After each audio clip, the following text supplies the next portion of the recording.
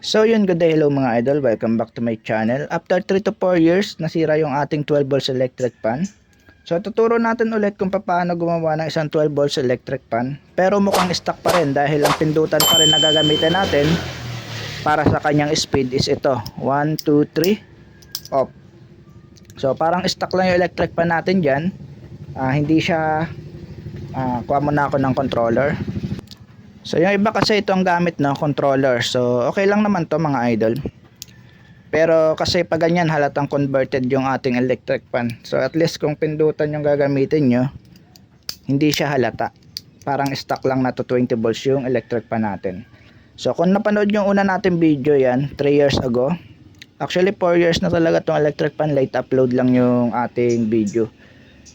So ayos pa rin yung motor na to, kaso pudpud na yung carbon brush, maingay. Yan o. Tsaka mabagal lang ikot kasi pudpud yung carbon brush. Yan. Kung naririnig nyo sa video, ikot ko. Yan. Yung copper na mismo yung nagko-contact doon sa kanyang armature. Kaya mabagal na ikot.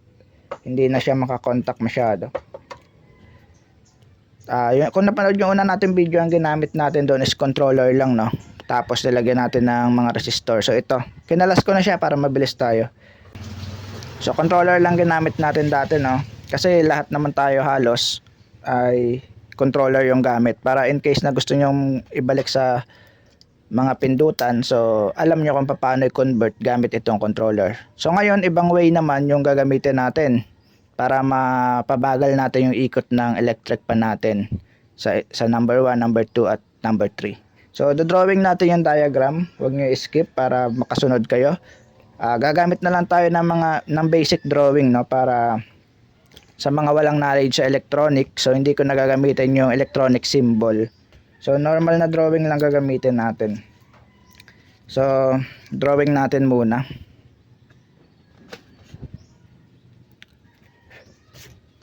So ito yung switch natin, no. Ito yung 0. Kung mapapansin niyo yung 0, apat yung ano niyan. Ito yung 1. Kung alin yung hindi gumagalaw, ito ang 0. So ayan yung walang contact. Ito yung 0 natin. So ito yung 0. Ito yung 1, 2, and 3. Yan. 1, 2, 3. So may apat na contact yan. Yung isang contact natin, yung sa 0, diyan i-connect yung positive or negative natin, no? So positive na lang ilalagay ko diyan. Yan. Tapos sa 1, gagamit tayo diyan ng resistor na 10 ohms. 10 ohms, 20 watts. Sa number 2 naman, gagamit tayo dito ng 5 ohms. 20 watts din. Kasi yung motor natin mga idol, 30 watts yun. So dahil pag mabagal ang ikot ng motor, mababa naman yung wattage consumption. 5 ohms dito, no. Sa number 3, iba-bypass natin yan. Para yung positive, diretso na siya ng number 3. Pero iinit yung inyong switch kapag ganon. So pwede kayo gumamit ng 0.1 na resistor or 1 ohm. Pero medyo mas mabagal siya ng kaunti kasi may resistance pa rin. Mas maganda kahit 0.3, 0.1. So 0.5 okay na. So pero kapag ganito ang switch nyo bakal, yan. Tulad sa akin, ang ikakabit natin dito bakal, kasi yung dating nakakabit dito is control board. So ito. Kaya gumamit lang tayo kahit plastic na switch. So ngayon dahil resistor yung gagamitin natin, so iinit yung inyong contact kapag walang resistor. Kaya kailangan may resistor tayo dito sa number 3 kapag plastic yung switch nyo. Kasi masusunog yan, iinit. Hindi kakayanin na to. So kapag bakal naman gaya na to, okay lang kahit wala ng resistor. So yan, tandaan nyo yung switch na gagamitin natin, bakal. Tapos yung likod is parang kahoy, no, yung board. Kaya okay lang kahit irerekta ko na tong number 3. So take note, wala pala tayong 20 ohms dito. So gumawa na rin ako, no, para mabilis. So gumamit na lang ako dito, yan o, 10 ohms. 10 watts lang yung gagamitin ko. Tapos sa may number 2 niya, ito, dalawang 10 ohms. So bali magiging 5 ohms yan kapag naka-parallel. Kapag naka-parallel yung dalawang 10 ohms, magiging 5 ohms yung resistor. So pero magiging 10 watts din siya. Ayan.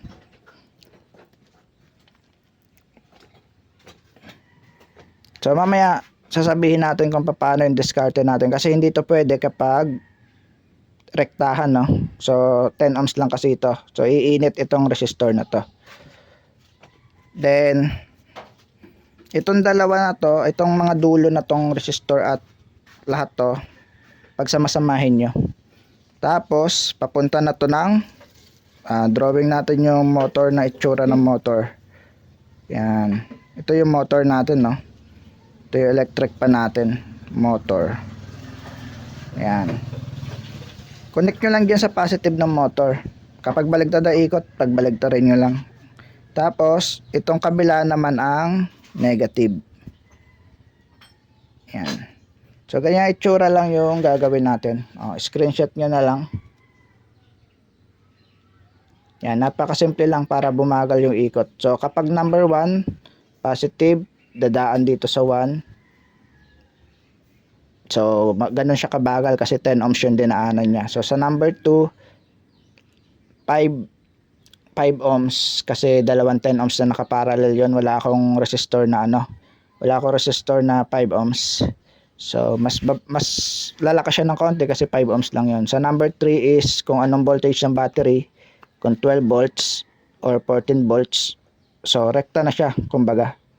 Ayun na rin yung number 3 natin. So ayan yung natin ngayon, content. So hinangin natin tong yung bagong motor natin, ito. Ayan. Hinangin ko muna, cut ko muna yung video. So bali tinabi ko muna yung kanyang frame tapos pan. So tanggalin lang natin tong mga bangga yung camera. Kasi itong bakal lang ikakabit natin, no, dahil resistor na yung ating gagamitin. Tatabi na natin yung plastic na switch. So natanggal ko na yung dating motor. So ito yung dating motor, ayun yung carbon nya. Wala na talaga, simot na.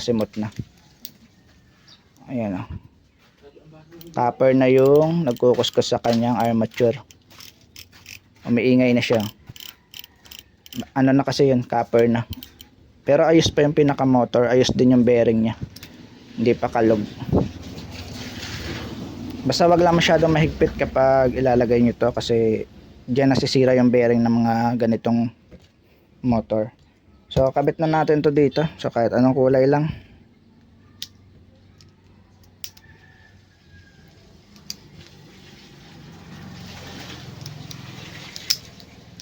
Ayan. Okay. Yan, pantay-pantay na.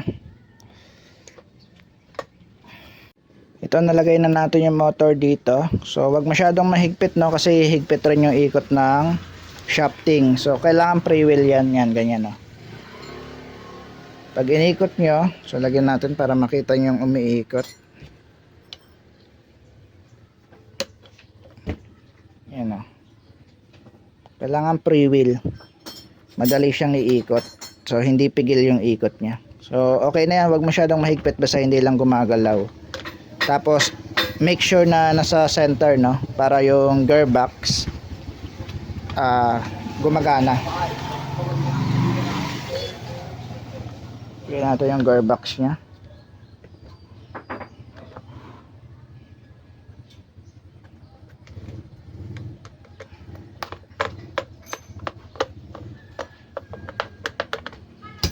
Bash-bashin natin konti.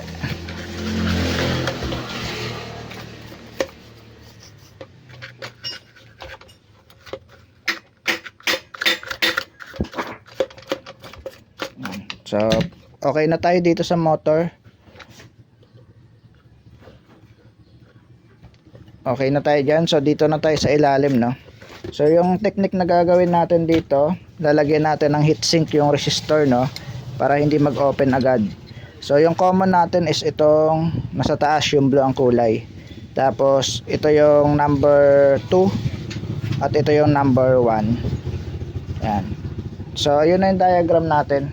So yung number 2 natin is 5 ohms.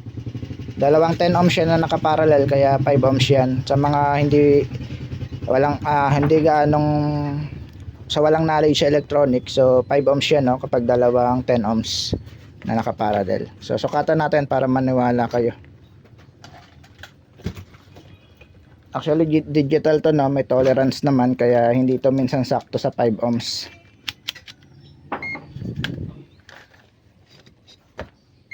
Ayan. Tingnan natin yung dalawang 10 ohms na nakaparallel. So yan, 4.7 ohms. So yung 10 ohms natin, 10 ohms yan. So nasa 9 lang yan kasi digital to eh. Yan natin to. Yan, 10 ohms din. 9.8. So bumibitaw lang tester. So 9.8 yung sa 10 ohms natin. Tapos yung sa dalawang 10 ohms, 4.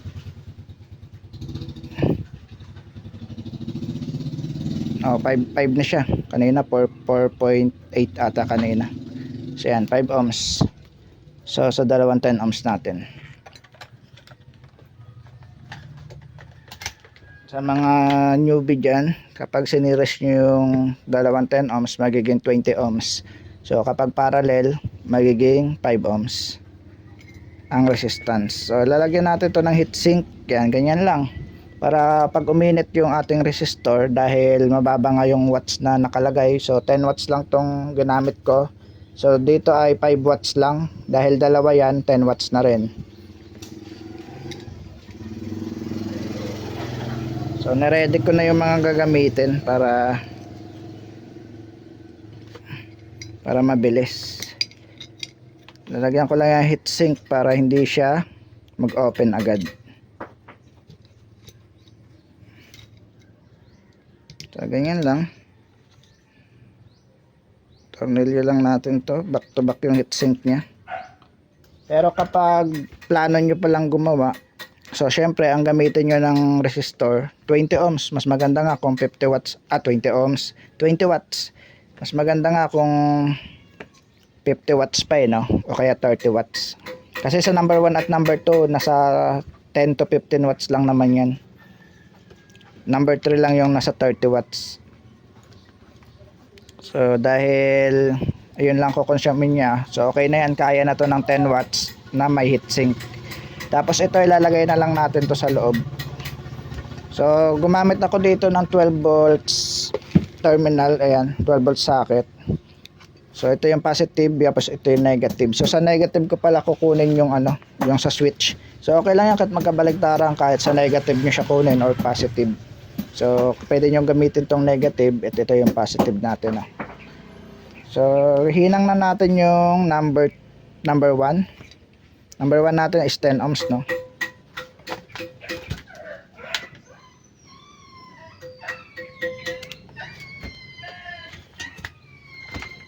Ang kinagandahan pa dito sa resistor, kapag baligtad yung kabit mo sa may terminal, so hindi masisira yung motor mo, no? Baligtad lang rin yung ikot. So hindi gaya sa controller, kapag nagkabaligtad ka dyan, dahil MOSFET ito, so may polarity yung MOSFET and channel, kaya hindi pwede magkabaligtaran, hindi pwede masupplyan yun ng negative. So ang supply nyon ay positive. Kapit natin to, unahin natin tong 0. So ito yung 0 natin, no, gaya nga ng sabi ko kanina.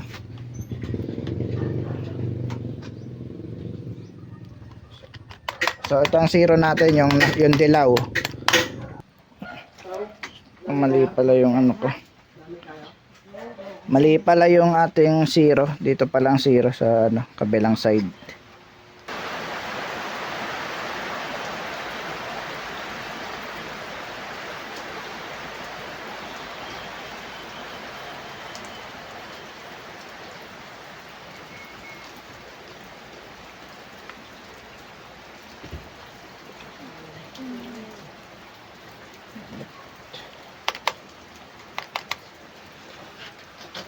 So testing natin mga idol, tapos sukatan natin yung voltage na makukuha natin sa number 1, number 2 at number 3. Doon natin malalaman kung bumabagal bang ikot. Pag bumababa yung voltage, bumabagal yung ikot ng motor. So kuha muna tayo ng 12 volts adapter. So ito mga idol, gagamit tayo ng 12 volts 5 ampere. Yan, pwede rin battery, no? So wala kasi tayo extra battery ngayon. So magse-set up pa tayo. At least ito mabilis na kasi may terminal na tayong nilagay dito. Yan. Saksak lang natin. Yan, umilaw na yung ating power supply, 12 volts. So kata natin yung 12 volts.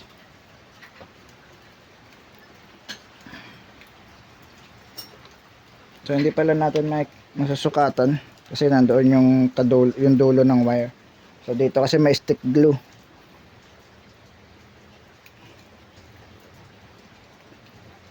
Dito tayo magsusukat sa dito. Ito yung output. Ito sana yung dilaw. Wait lang. Gawa natin ng paraan. So mukhang abot naman ng hindi naman natakpan lahat. So, lagyan natin ng flash backlight para makita nyo.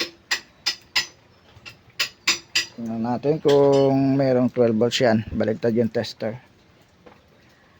So bali positive nga talaga tong nalagay natin dito pala. Hindi pala negative.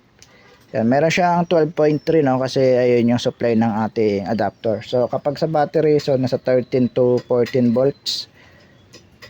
Ayan, so try natin number 1 no. So sa number 1 wala pang voltage. Number 2 wala pa rin kasi naka-off pa yung switch hanggang sa number 3.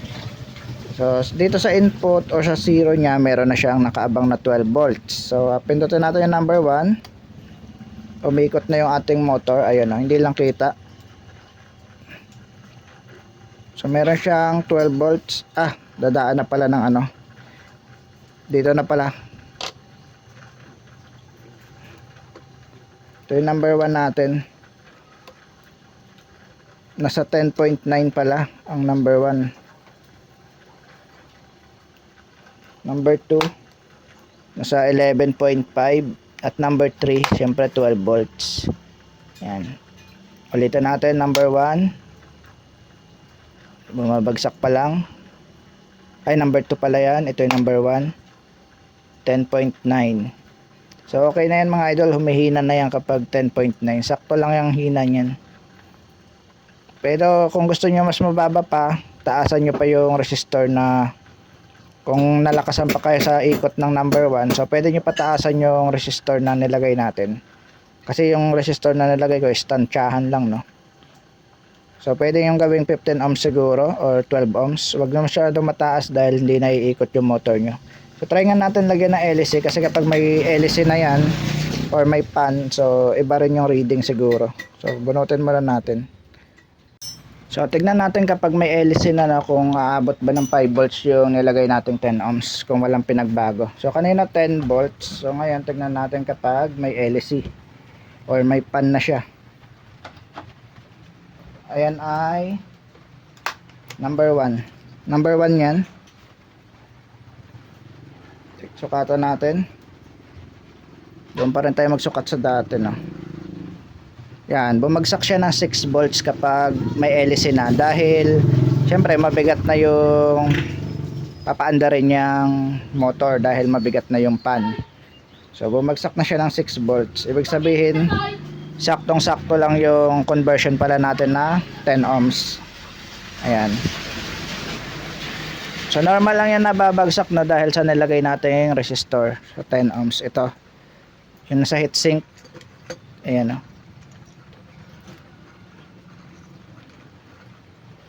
So tingnan natin sa number 2 kung ilan ba yung i-drain-up niya kasi kanina 11 volts.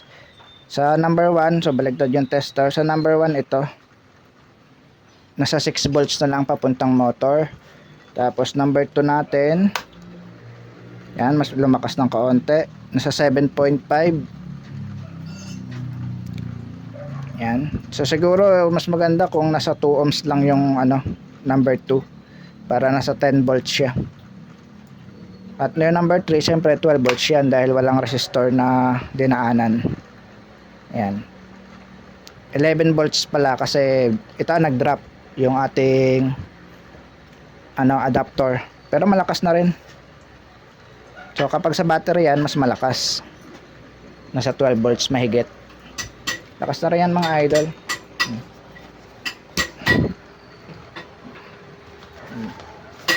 Lakas yan. Ito yung nag-drop, pero okay pa rin naman mga idol kahit nag-drop yan. Tested ko na yan sa mga 12 volts 12 volts electric fan. Habang pinipigilan mo kasi ang motor, nag-drop yung voltage. Try natin. Yan. Kaya kapag mas mabigat yung LSC, mas mabigat yung mas malaki yung drop voltage niya. Ulitin natin, lagay natin sa number 1. Yan, humina ulit tayo ikot. 6 volts lang talaga yung number 1 natin. Sakto lang yung lakas niyan, number 1. Yan o. May hangin lang. Ayun lang kasi ang ginagamit ko dyan, lalo na ngayon malamig, tag-ulan. Number 1 lang. Siyempre kapag tag-init yung number 3. So, tignan natin yung consumption niya sa sa solar. Tignan natin. So, balik muna natin tong cover niya sa likod. Pero bago natin ibalik, tignan natin yung wattage niya before. So, nasa 46 watts siya. Ayan o. Nasa daliri natin. Ayan, 46 watts ito. So, tignan natin ngayon. So, balik ko muna to.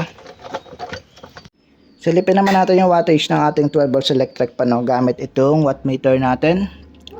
So, ayan, nireset ko lang yan, no? Kaya 3 kilowatt ulit yung kinonsume niya. Pero itong itong charge controller na ka-harvest na siya ng 21 kilowatt kahit 200 watts na underrated lang yung ating solar panel. Actually, umuulan-ulan kasi kaya medyo mahina talaga yung harvest. So 952 na ang harvest niya kasi makulimlim, 5 ampere lang. Ayan. 5.4. Nalampasan niya pala yung harvest ng ating LE-Joy, no? Kasi sa LE-Joy natin nagre-range lang ng 230 watts yung dalawang 200 watts. So dito umabot siya ng 280 watts. Tingnan nga natin kung dito pa sa graph. Umabot to ng 10 ampere minsan mga idol eh. Ayan oh. Ibig sabihin malakas talaga tong mag-harvest. Nalampasan niya yung harvest ng LE-Joy ko. Malakas na yung LE-Joy pero ito mas malakas pala. Sa mga naghahanap ng update. Patay natin yung napindot ko kasi kanina. Yan, tingnan natin ngayon. Saksak ko muna. Kinonvert ko ulit siya ng 220, no, pero gamit itong 12 volts adapter kasi para hindi na siya nakarekta ng saksakan kasi ang DC napiyok pa tayo. Ang DC mga idol kapag habang humahaba yung wire, malaki ang voltage drop, hindi gaya sa AC. Kaya na-imbento yung AC or alternating current. So at least ito kahit saan mo saksak pwede kasi maiksi lang naman yung DC niya. So ito lang. AC pa yan pagdating dito DC na. Kaya maganda pa rin i-convert siya ng ganito kasi kapag sa battery mo siya isasaksak, so kapag ilalagay mo siya sa kusina or sa kailangan mo ng mahabang wire kung sa battery. So malaki ang voltage drop kapag mahaba yung wire kasi nagkaroon na ng resistance yung wire mo. Ayan din yung nangyayari kaya may voltage drop tayo sa number 1 dahil may resistor yung ginamit natin. Ito. Yan. Habang tumataas yung resistance, bumababa yung voltage. So, testing natin. Sa update sa battery, makunat ba? Opo, makunat po. Yan, 26.2. So, hindi bumababa yung ating harvest kahit tag-ulan. So, naka number 1 na agad. Umikot na yung number 1 natin. So number 1 natin, hindi ko nakita yung dating wattage kasi may wifi tayo tapos ilaw. Patayin ko muna. So meron tayo ditong watts na 20 watts, no? Kung ilan yung madadagdag, ayun yung consume ng electric pan natin. Yan, nakapatay yung electric pan. Bunutin ko rin to para yan. Kasi hindi naman to nagko-consume kahit nakasaksak basta nakapatay yung load. So yan, 0.3 lang na consume niya. Ayan, saksak ko. So, tumaas siya kasi nag-charge yung capacitor ng DC. So pero bumalik ulit siya ng 20. Tapos bumababa na siya. Yan. Kasi napuno niya na yung charge ng capacitor para sa DC. Para dito.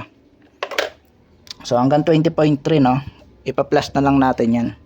So number 1. So nag 30 siya sa unang bukas kasi pigil yung ikot kapag mabigat ang ikot kapag unang bukas starting niya. So pero kapag nakaikot na siya, so 8 watts lang siya no kasi 20.3 kanina. Tapos 28.3 ngayon. So 8 watts yung number 1 natin. Yung number 2 natin. Tingnan natin. 31. Tingnan natin stable niya. So nasa bumababa pa eh. Wait lang. So nasa 11.1 watts. So 11 point yan tumataas. 31.4. So diyan naglalaro no. Sabihin na natin 11 watts. Yung number 2. Kasi 20 watts kanina no. 11 watts. Number 2. So number 3. So mas malakas na number 3. Tingnan natin consume na number 3. So nasa 19 watts, 19.5 watts. So kasi sa adapter din kasi yan minsan mga idol dito rin. So kapag mas mataas yung amperahe ng adapter, so mas malakas din yung consume niya. So 19 watts lang yung ating, pero malakas na yan oh. Lumilipad nga yung takip ng ano eh. Itong microscope ko. Nadadaganan pa ng wire. So, malakas naman kahit 19 watts yan. So 19 watts lang yung motor na kumo-consume. So kapag mas mataas pa yung volts na ilalagay natin, example nasa 15 volts or 14 volts na adapter, so mas malaki rin yung wattage na consumption niya. Pero maximum ng wattage ng motor 30 watts. Hindi natataas doon. So ito, may ilalakas pa to kung mataas yung adapter na inilagay nyo. Mas mataas pa dito. Ito kasi fake lang to mga idol. Hindi to talaga 5 ampere. So nakalagay lang diyan 12 volts 5 ampere pero hindi to legit na 5 ampere. So mga ano lang to, class A na power adapter. Hindi to gaya ng mga original. Kaya kung papansin nyo kanina, 'di ba? Yung voltage sa 12 volts nasa 11 volts na lang kapag umandar na. 11.7. Yan, 19 watts siya oh. So diyan lang siya naglalaro. Lakas na yan. May hangin na yan oh. So hanggang dito na lang mga idol. So ito na siya mga idol no, parang stock lang oh. Dito pa rin yung pindutan niya. So saksak natin. Nandito yung socket niya sa likod no, ayan oh. Ayan. Diyan mo lang siya ilalagay. Tapos to 20 volts na siya. Pandarin ulit natin. Nakabit na natin yung stand number 1. Ayan. Tested pala yan mga idol no, kahit resistor yung nilagay natin. So pwede ring ano, controller. So palitan nyo lang resistor yung potentiometer. Number 2. Mas lumakas. Number 3. So syempre mas malakas yung number 3. Ayan. Testing natin kung nagsiswing.